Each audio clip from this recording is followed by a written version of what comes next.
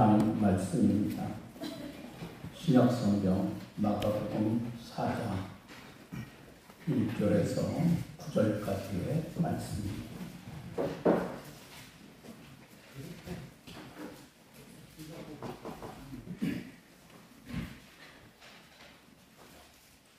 예수께서 다시 바닷가에서 가르치시니 큰 무리가 모여 들거늘 예수께서 바다에 떠 있는 배에 올라 앉으시고 온 무리는 바닷가 육지에 있더라. 이에 예수께서 여러 가지 비유로 가르치시니 그 가르치시는 중에 그들에게 이르시되 들으라. 씨를 뿌리는 자가 뿌리러 나가서 뿌릴세. 더러는 길가에 떨어지면 새들이 와서 먹어버렸고 더러는 흙이 얕은 돌밭에 떨어지매 흙이 깊지 아니하므로 곧 싹이 나오나 해가 돋은 위에 타서 뿌리가 없으므로 말랐고 더러는 가시떨 위에 떨어지매 가시가 자라 기운을 막음으로 결실하지 못하였고 더러는 좋은 땅에 떨어지매 자라 무성하여 결실하였으니 30배나 60배나 100배가 되었느니라 하시고 또 이르시되 들을 귀 있는 자는 들으라 하시리라. 아멘. 살아계신 하나님의 말씀이십니다. 성경은 종종 우리 인생을 농사로 비유합니다. 오늘의 말씀은 흔히 씨 뿌리는 자의 비유라고 합니다. 농부가 땅에 씨를 뿌립니다. 여기 씨는 하나님의 말씀이십니다. 씨를 뿌리는 농부는 말씀을 전파하는 전도자 혹은 설교자입니다. 땅은 그 말씀을 받은 사람들의 마음입니다. 하나님의 말씀은 항상 좋은 것이지요. 그러니까 농사가 잘 되고 안 되고 하는 것은 씨의 문제가 아니라 땅의 문제입니다. 마찬가지로 사람의 마음이 중요합니다. 많은 사람이 똑같은 하나님을 믿고 똑같은 예수님을 믿습니다. 심지어 똑같은 교회를 다니고 똑같은 시간에 똑같은 말씀을 받습니다.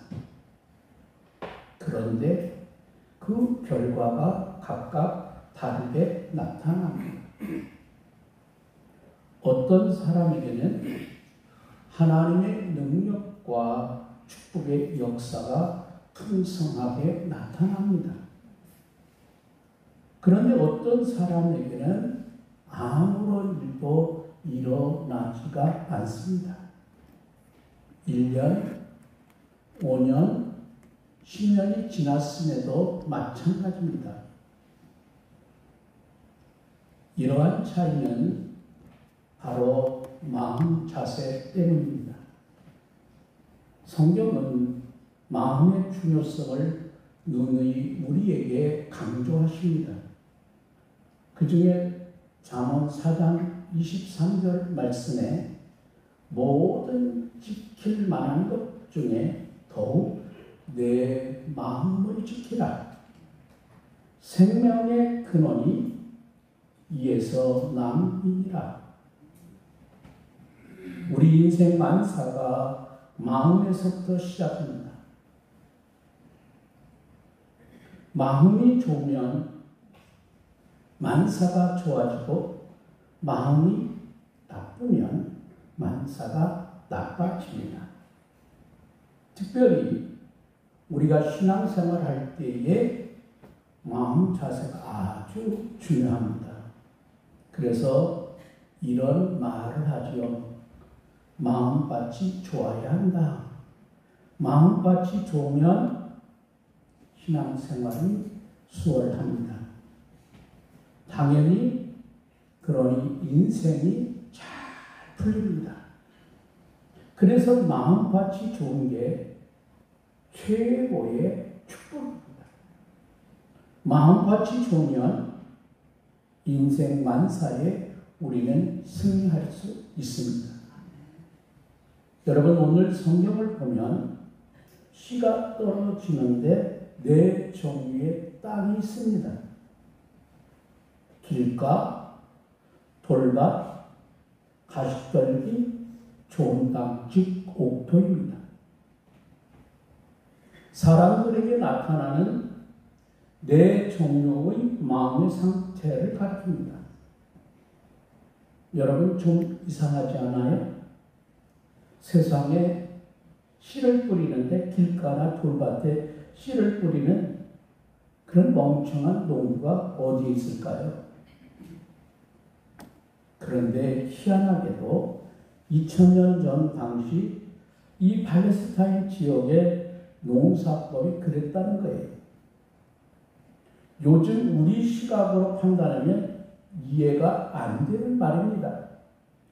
당시에는 오늘날과 같이 농지가 잘 정리되어 있는 것이 아니어서 밭이라 해도 돌도 많고 길과 구분이 잘 되지 않았습니다. 사람들이 아무데나 지나다니다 보면 여기저기 길이 나기 때문이죠. 또 우리 같으면 밭을 먼저 갈아놓고 줄을 맞춰서 씨를 뿌릴 텐데 당시에는 자루에다 씨를 담고 그 자루 밑에 구멍을 둘러매고 다니면 그 씨가 구멍 난 곳에서 떨어지는 거예요. 그러니까 바람에 날려 여기저기 흩어집니다. 오늘 본문 4장 4절에 뿌릴새 더러는 길가에 떨어짐에 새들이 와서 먹어버렸고, 길가는 어때요? 땅이 단단합니다. 씨가 떨어져도 단단하기에 땅속으로 들어가지 못합니다. 그냥 씨가 오랫도록 방치되어 있게 되는데 새들이 와서 쪼아 먹어버립니다. 그래서 마가복음 4장 15절에 말씀이 길가에 뿌려졌다는 것은 이들을 가리킴이니 곧 말씀을 들었을 때에 사탄이 즉시 와서 그들에게 뿌려준 말씀을 빼앗는 것이요. 새는 사탄을 가리킵니다. 마음이 산만한 가운데 말씀을 우리가 받으면 금세 사라져버립니다. 한 귀로 듣고 한 귀로 흘러버립니다. 마음이 산만하거나 닫혀있는 상태입니다. 영적인 일이나 내세 일에 대해 무관심하고 흥미를 갖지 않습니다. 이런 경우는 아무리 말씀을 들어도 효과가 없습니다. 사탄의 미혹 가운데 말씀을 흘려버리고 결국 구원도 축복도 경험하지를 못합니다. 씨가 돌밭에 떨어지기도 합니다. 오늘 4장 5절 6절에 더러는 흙이 얕은 돌밭에 떨어지며 흙이 깊지 아니하므로 곧 싹이 나오나 해가 돋은 후에 타서 뿌리가 없으므로 말랐고, 돌밭에는 흙이 별로 없어요.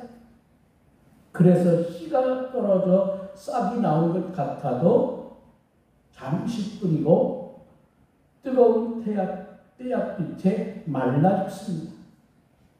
그래서 마가복음 4장 16절과 17절은 이렇게 말씀합니다.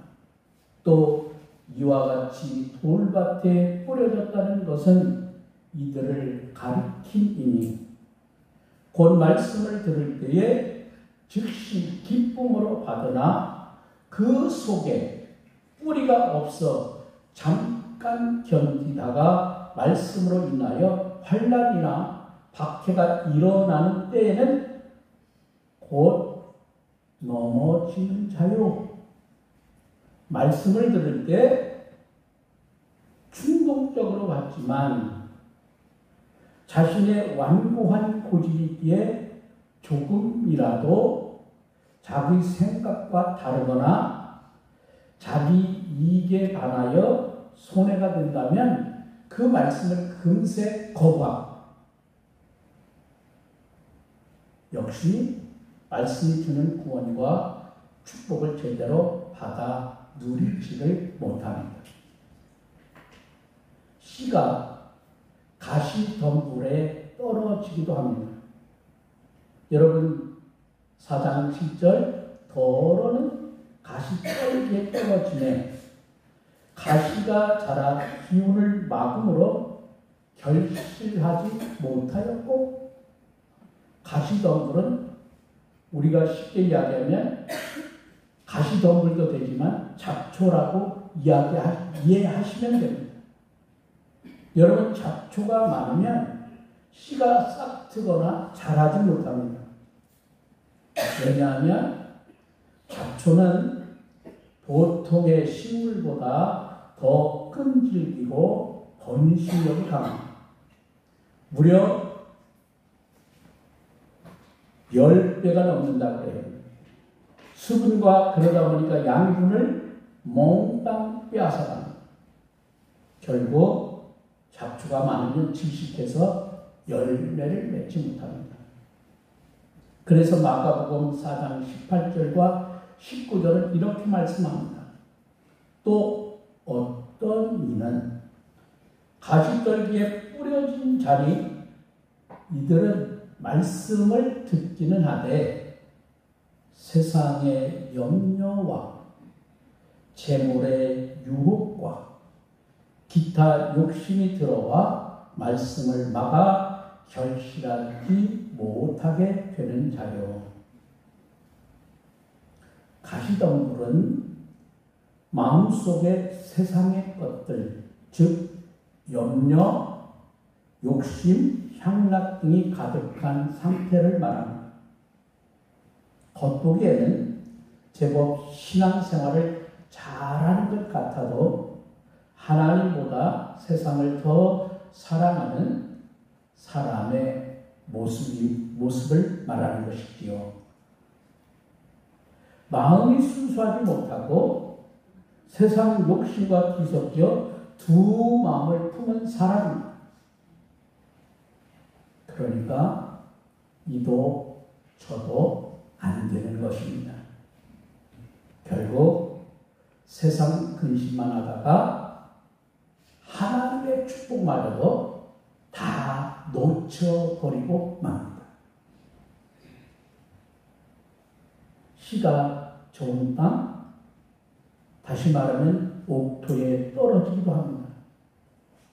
여러분 4장 8절 더러는 좋은 땅에 떨어지네 자라 무성하여 결실하였으니 30배나 60배나 100배가 되었느니라 하시고 좋은 땅에 씨앗이 뿌려지면 씨 속에 들어있는 생명력이 꿈틀거리면서 싹이 트고 거기에 꽃이 피고 마침내 풍성한 열매를 맺게 됩니다. 어떻게 해요? 30배나 60배나 심지어 100배 이상 결실합니다. 이런 사람은 하나님의 말씀을 통해 구원과 축복을 풍성히 받아 누리게 되는 것이지요. 여러분의 마음밭은 어떤 모습입니까? 여러분 모두가 옥토밭이면 좋겠지요.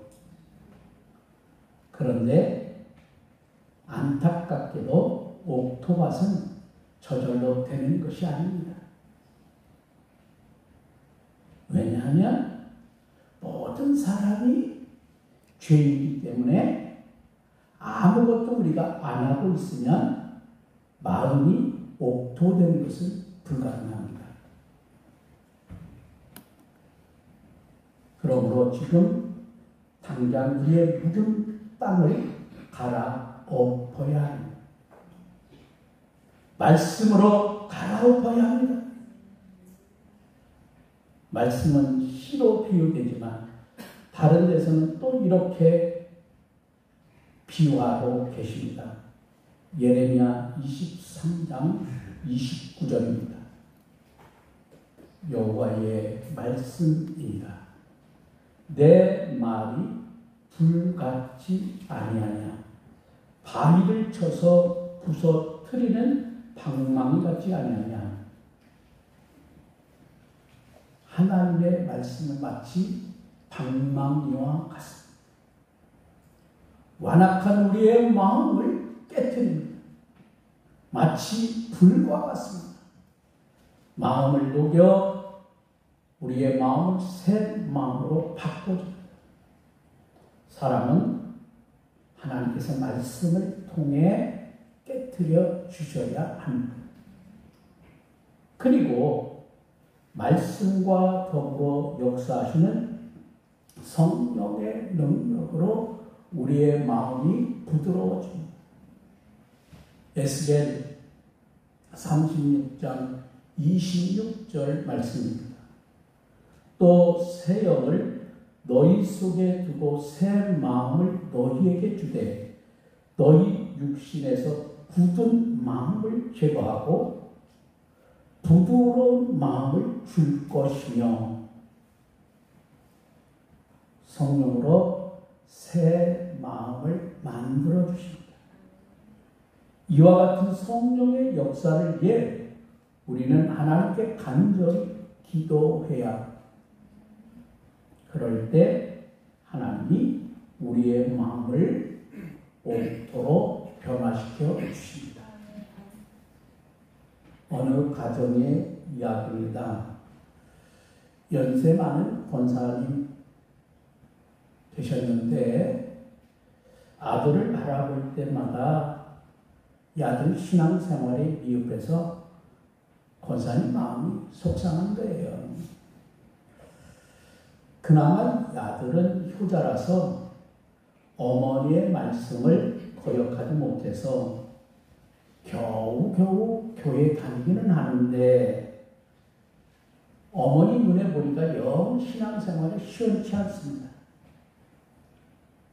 예배 시간에 보면 시간에 집중하지 못하고 특히 하나님의 말씀을 듣는 설교 시간에는 이 아들이 졸기까지 합니다. 말씀을 들어야 신앙이 자라고 인생이 잘 풀릴 텐데 말이죠. 그래서 권사님은 늘 이 아들의 변화를 위해 기도하고 계셨습니다. 그러던 중에 교회에서 부흥회를 계획하고 있다고 하는 소식을 듣고 아들이 강사 목사님 모시는 차량 봉사를 하게 되면 이 아들이 부흥회 기간 동안에 집회에 온전히 참여할 수 있지 않을까 그런 생각을 합니다. 그래서 권사님이 아들을 불러서 조용히 아들에게 넌지시 말했더니 이 아들이 워낙 효자라 마지못해 어머니 말씀에 순종합니다.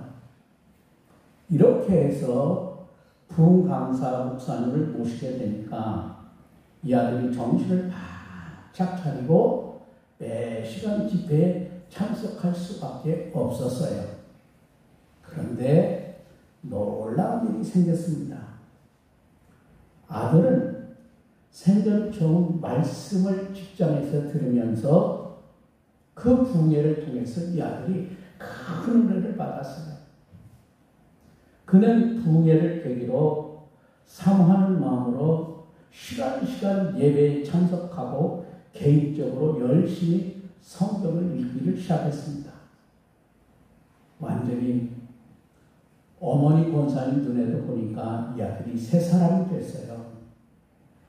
그러다 보니까 아들의 마음에 기쁨이 넘치고 하는 사업도 잘 됐습니다. 그리고 돈을 버는 목적도 이제는 달라졌습니다. 예전에는 이 아들이 자신과 가족만을 위해 돈을 벌었지만은 이제는 선교하고 하나님의 일에 헌신하기 위해 더 열심히 돈을 벌어야겠다는 뜻을 가지게 됐어요. 이렇게 해서 축복의 선순환이 이 아들에게 일어났습니다. 세상 사람들뿐만 아니라 성도라는 우리도 세상에 대한 욕심이나 지식이 너무 많으면요, 가시덤불처럼 될 수밖에 없어요. 우리의 마음을 자꾸 비워야 합니다. 제가 이웃교회 장로님 이야기를 해도 좀 죄송한데, 제가 잘 아는 장로님, 사립교회 장로님이신데 우리 괴산 군청의 과장이시고 해요. 이 장로님은 뭐를 잘하시냐면 헌혈을 잘하시죠. 지금까지 이분이 198번가를 했어요. 헌혈을. 목표가 있더라고요. 헌혈을 건강한 사람은 70세까지 할 수 있대요. 자기는 70세까지 헌혈을 하겠다. 근데 이 장로님은요, 여러 어려운 기관에 후원을 합니다. 지역아동센터에도 하고, 무슨 여러분 그런 어려운 기독교 단체에도 후원하는데 한 달에 이 장로님이 하는 후원이 얼마인지 아십니까?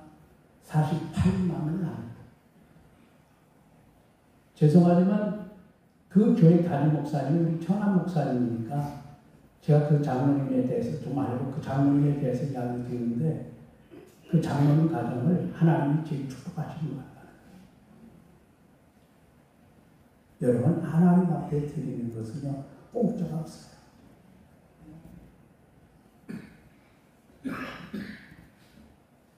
인색함으로 드리는 것이 아니라 받은 은혜에 감사하면서 드리고 베푸니까. 그래서 그분의 기사가요, 국민일보가도 났고 한겨레 신문도 났습니다. 우리가 예수 믿는 것은 뭘까요? 누구에게 칭찬드리려는 것이 아니라 우리의 삶으로 예수님의 사랑을 우리는 보여주어야 합니다.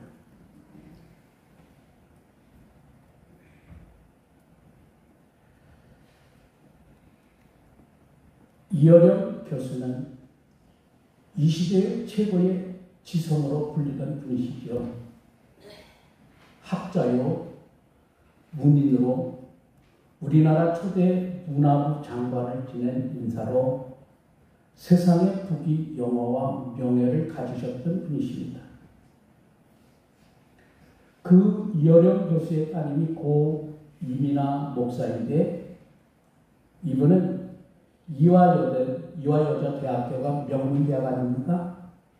4년을 다 다닌 것이 아니라 3년 만에 졸업을 하고 미국에 건너가서 미국의 변호사가 되고 후에는 목사가 된 분이에요. 그러면서 따님이 먼저 신앙생활을 하면서 아버지에게 누차 전도했지만 이어령 교수의 귀에 그 따님의 전도가 들어올 리 없습니다. 오히려 딸에게 광신도라고 비난할 정도가 됐습니다. 그런데 사랑하는 딸이 암 투명과 실명의 위기, 손자의 사망 등 인간적인 한계에 부닥치면서 이분이 하나님 앞에 무릎 꿇고 기도하게 됩니다. 마침내 세례를 받게 됐는데 자신이 마치 어린아이가 된 것과 같이 눈물로 하나님 앞에 고백합니다. 그 후에 이분은 지성에서 영성이라고 하는 책에서 세상의 학문이나 지식을 넘어선 신앙의 여정을 이 책을 통하여 간증을 하십니다. 그리고 죽음 직전까지 학문의 끈을 놓지 아니하고 강연과 저술을 하면서 순수한 마음을 유지하고 신앙의 중심을 이분이 지켜왔습니다. 마지막 임종 순간에는 가장 순수하고 아름답게 그리고 평안한 모습으로 천국에 들어가셨다고 하는 거죠. 여러분, 그의 모습을 보면 우리의 모든 지식과 경험 그리고 세상의 것들은 하나님 앞에서 아무것도 아님을 알 수 있습니다. 그런 것들을 비우고 순수한 마음이 되면 하나님께서 더 풍성한 것들로 채워주십니다.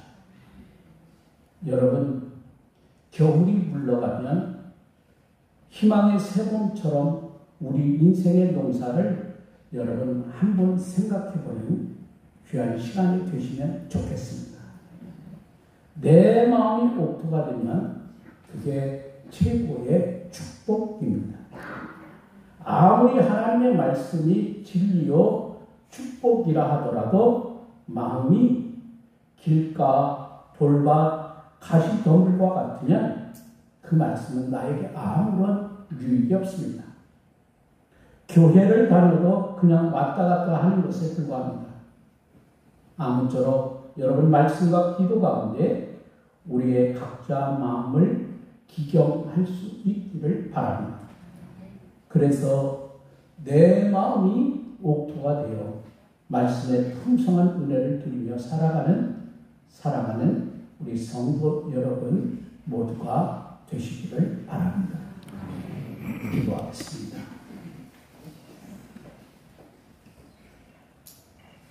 우리의 인생은 농부가 씨를 뿌리는 것과 같습니다.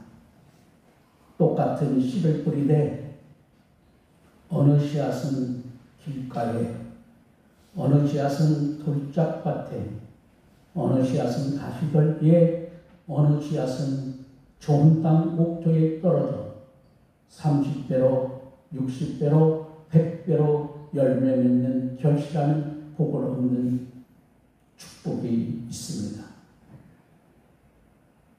우리의 마음의 자세가 중요합니다.